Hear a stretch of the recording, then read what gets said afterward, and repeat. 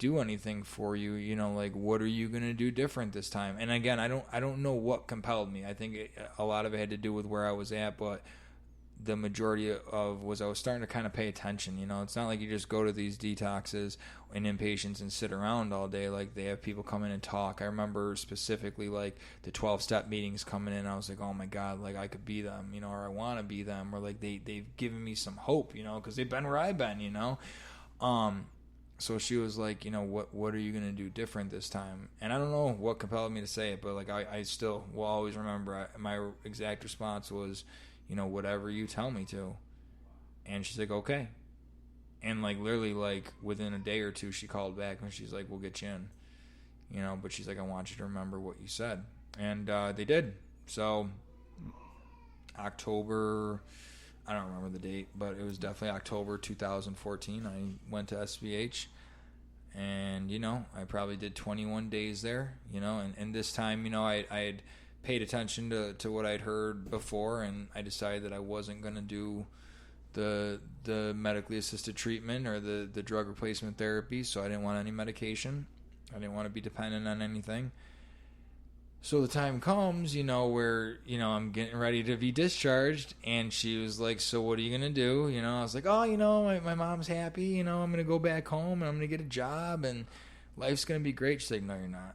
I was like, what do you mean? She was like, you're not going back to what you've always done, because you're going to get what you've always got. You know, she was like, you told us that you would do whatever we said. And I was like, okay. And she's like, so we're going to send you to our sister facility in Syracuse, the Willows, which is an inpatient. I was like, okay, but I can go home for a little bit, right? She's like, no, they're going to come pick you up tomorrow morning, and you're going to get in the van and go. I was like, well, can I say goodbye to my mom first? They're like, no. Like, call them when you get there. And they did. There was no cigarette breaks, you know. There was no, like, they came and picked me up at 8 in the morning and drove me all the way out there. So, like, this is, like, the next step. I've never gotten this far before, you know. It's, like, the next level of the game, I guess. Mm-hmm. And so I went out to the Willows. And, you know, that was my first introduction to inpatient, and that went really well. I mean, it was a new experience for me. And, like, I had this counselor there from the streets, you know, like, and, man, he just didn't pull any punches. And, like, little by little, man, like, I started paying attention, you know, like, and at one point, like, you know, again, you got classes or groups or activities all day long in between meals. Like, there is no downtime. And I remember, like, being really engaged with this one group. And so I'm participating, and I'm saying it how it is. And I remember he just stopped the group, and he looked right at me. I'm talking about in front of, like, 15 people, you know. Like, I think there's, like, 30 guys and 30 girls there. So, like, the groups are big, you know, like, at this facility. But, man, he looks right at me, and he's like, you just need to shut your mouth and listen. And I was like, this mother, you know, like, who the hell are, you know. And then, like, I'm looking around for, like, support from, like, my dudes, you know, or the guys that I'm, like, forming up with in there. And not one of them looked at me and, like, was like, fuck him, you know. Like, they were like, nah, dude, you do. Like, be quiet, man, you know. And so, like, that really was a humbling experience, I'll be honest, you know, to, like, finally have someone that didn't co-sign my stuff and tell me I'm right. Or, like, and so, like, I was pissed, man. I remember the feeling to this day, you know. And, but, man, he was my counselor, too. And, like, he was like, dude, you don't know nothing, man. Like, you know, like, he no compliments, you know, because, like, what do I know at that point? Nothing but how to survive in the streets and get high, and how to manipulate people and be a criminal, you know. And, like, he told me exactly how it was. And so, like, little by little, you know, I go through, and now, man, this was, again, before the insurance is switched over, so we're getting into December, and I haven't set foot, like, we'll call it solid ground. Like, I have been institutionalized, you know, since October. And comes the time, what are you gonna do? You know, you're getting ready to leave. I was like, gonna go home, you know, it's Christmas time, you know, things are good, I'm cured. They're like, no, you're not, you know, like, they didn't drop the whole, you know, like, but they were like, no, you're gonna, we highly suggest you go to a halfway house. I was like, what's a halfway house, you know, like, is there half a house, is it half a bath, you know? They're like, no, here's what it was. And so, like, again, you know, like, the external validation, I'm like, well, are there going to be girls there, you know? Like, because, of course, there's girls in rehab, you know, and, like, anything to take the focus off of me, mind you, you know what I mean? I'm passing notes back and forth, you know, like, thinking I'm King Kong of rehab, you know what I mean? Like, just the insanity, man. But, you know, we don't get it back in one day, you know? But, like, I'm not getting high, and I'm starting to be a little more open to what's going on, and I know that I want to be better, but still no idea who I am, you know what I mean? Like completely there, taking the focus off of me, getting distracted, So like it came time where they're like, dude, if you stay here anymore, like, and again, it was this one counselor, because he's also like an executive as well too, but he counsels. He's like, dude, if you stay here any longer, man, we're going to have to start paying you. He's like, you need to go. I'm like, but I'm safe. He's like, yeah, I'd be worried if you weren't scared to go out there. He's like, but like your focus isn't on you anymore, dude. Like you're messing with this girl over here and blah, blah, blah. And he was right. You know what I mean?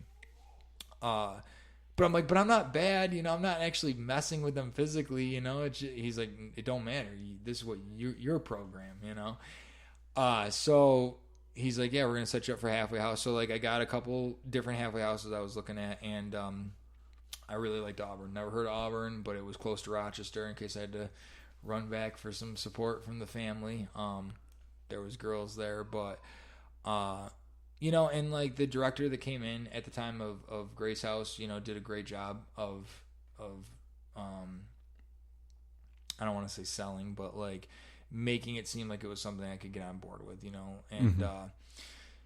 and so the time came, that like I think it was December 22nd, 2014. They came and picked me up again. No chance to fall into a canyon, like no. And like this is all new. Like you gotta understand. Like I know. Like I mentioned it, but like being an only child, like I always could run back to the family. Always run back to mommy. Right. I haven't seen my mom in like 3 or 4 months, which has never happened in my life. So when I talk about and like get vulnerable and I share about that fear, man, that was a reality. Like I was scared of the unknown. So I come out to Auburn, like and I get to Auburn and I set foot at Grace House, and like I walk in and I think I'm like in some work release program or something, because it's a whole bunch of dudes. I don't see one chick. They're all painting the walls of the place, like I'm like, what am I walking into? No one comes up to me and says, hey, or how you doing or anything, like nothing.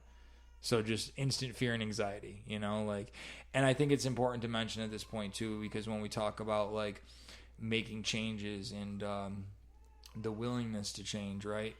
But like the draw and appeal to always going back to what we know. And you got to remember, when we're looking at this time frame here, like we're talking 15 years of addiction. So like I go through SBH Rochester without anything. I go through the first month pretty much of being at the Willows without anything. And then I finally meet with like the Suboxone doctor, because it's mandatory, it's procedure.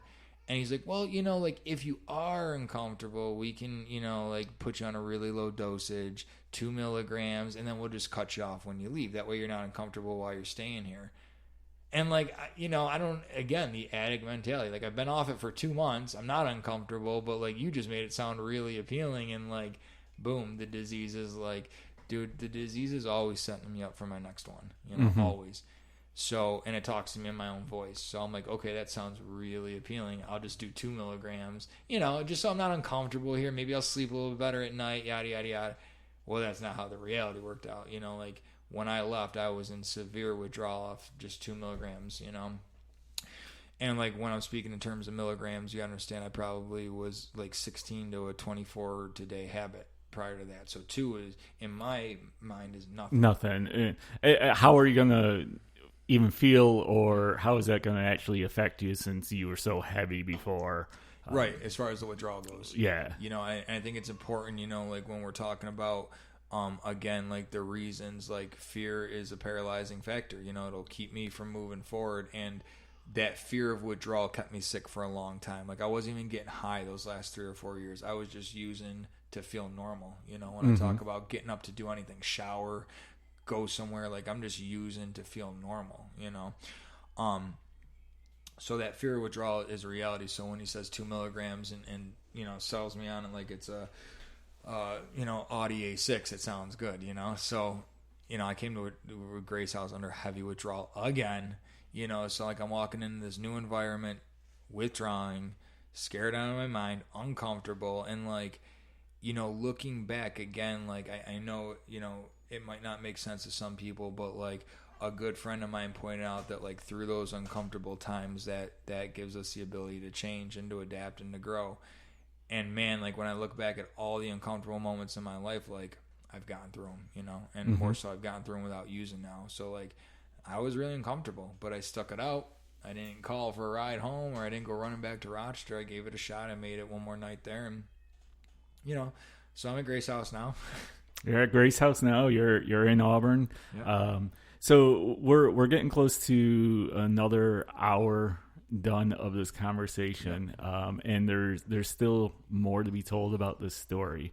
So I think at this point, what I want to do is leave this part of the story right now, and we'll pick up for one final interview with Bryan to see what exactly happened. Did this time it stick? Is this the time that he finally feels like he made it through and is in recovery and on the right path or not?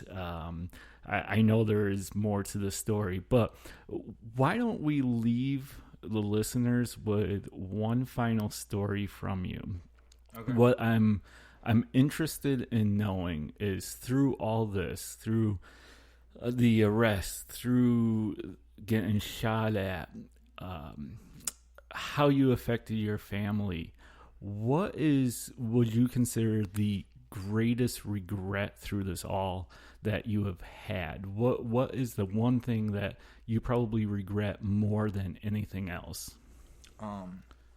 So you know, when you mentioned that term regret, you know, like and I think it's important to tie in again, like I keep going back to it, but like we use to cover up stuff that's already going on inside of us, right? So like there's a lot of guilt, you know, there's a lot of shame, you know, and I differentiate those two with guilt is I feel bad about what I've done, and shame is I feel bad about who I am. So there's both going on at this point, but I can't believe I even forgot this, probably because I've shared it before when I've been asked to speak, but like it's an easy question to answer. The day before I went into that treatment facility, the last time in October, so the last time I went through treatment in SBH, you know, in October there, when the director gave me another chance, the day that I was going in, I had exhausted all my resources, and you know, I just couldn't get one more, and I was an absolute animal, you know, like my mom wouldn't give me my bank card, she wouldn't give me any cash, she had taken like the cell phones away, and she was like, you're going at 2, your bed's ready at 2, and I'm talking, it's like 9 a.m, and so like my mother's never hit me, but like she slapped me that day, and she went next door to the neighbor's house, and the neighbor, you know, all it separates the houses is a fence, you know, to keep the dogs in, but they both have these back patio porches, you know.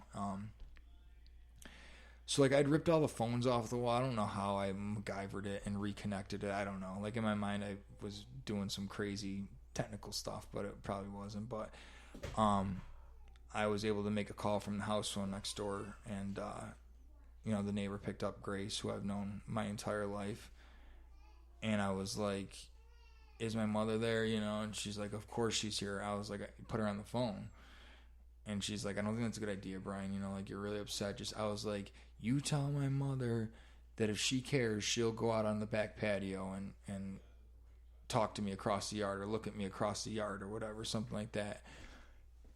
And like, because I didn't have any way to talk to her, I had to like hang the phone back up. But I went out back, you know, and I took my Beretta, you know, 9mm M9 Beretta, and I put it to my head while my mother was looking at me across the yard, and you know, like I just remember screaming. I was like, if you love me, you'll come over here and do what I need you to do, or help me out, whatever you need to do. I don't remember the exact words, but so I would think that was an extremely low point, and like, but like there's hope in that too, because like I remember like that day just not feeling like I was gonna even make it to 2:00, and I remember like during that time while she was next door, you know, like I remember like putting the gun to my head, and I'm talking like it's chambered and everything, and like pulling back the slide, and I don't know, like I always thought it was fear that kept me from pulling it, you know, and I was like, okay, I'll try that, you know, I'll try one last thing. because, man, I didn't want to live anymore.